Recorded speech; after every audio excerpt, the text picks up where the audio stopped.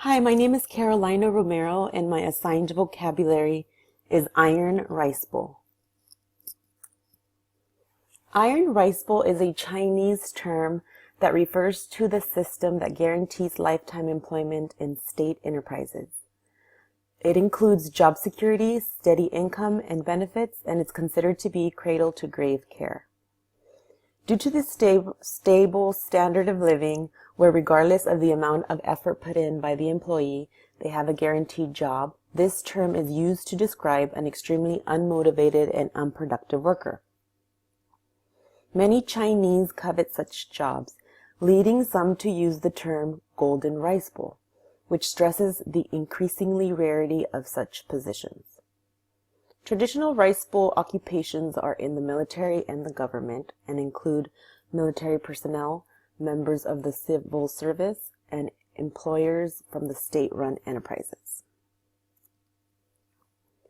After decades of warlord rule, Japanese occupation, and a civil war, the Chinese government under Mao's regime inherited a bankrupt and shambled China.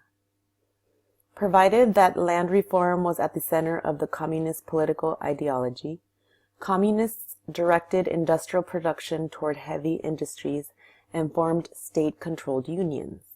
Thus, in 1949, workers were promised the iron rice bowl of lifetime employment, housing, healthcare, pension plans, and even education for their children. Though job security and level wages were not related to job performance, loyalty to party doctrine played a vital role. Still, some felt that iron bowl jobs were not beneficial to China due to its not promoting any excellence or innovation. In the 1980s, when Deng began his labor reform in the People's Republic of China to boost economic productivity, the government removed some rice bowl jobs.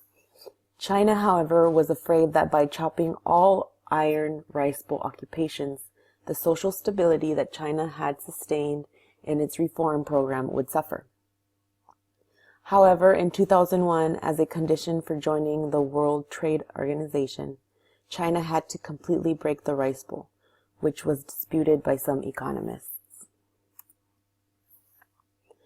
Under Mao's regime, all Chinese workers were under state control. Communist Party and government officials controlled their daily lives, including their social, political, and economic behavior. Workers in each work or unit were under party members known as cadres.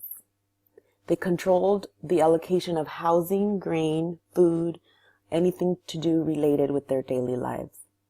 They were also controlled with the issuance of permits to travel, permission to marry, and to bear or adopt children, permission to enter the army, the party, as well as the university admission or to change employment.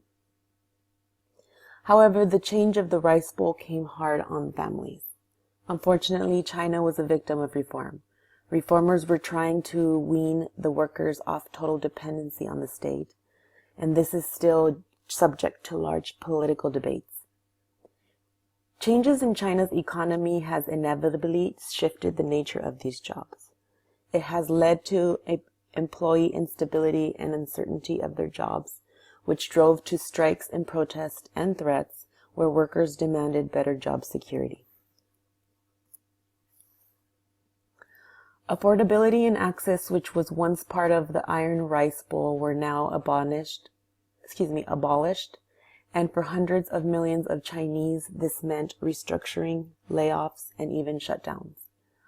Along with unemployment and loss of wages, they also no longer had health care, and their pensions were non-transferable and lost entirely. As of late 2008, few Chinese families had adequate health care insurance, and by 2009, China's unemployment rate doubled, reaching 10%. Even today, China is still struggling to get back on their feet. This article that has a 3-minute video and dated just 2 days ago on March 10th provides a glimpse to the very real struggle Chinese workers are still facing today. You can click on the link provided. Here is a chart for you to view on the GDP and China's inequality income. Thank you for your time.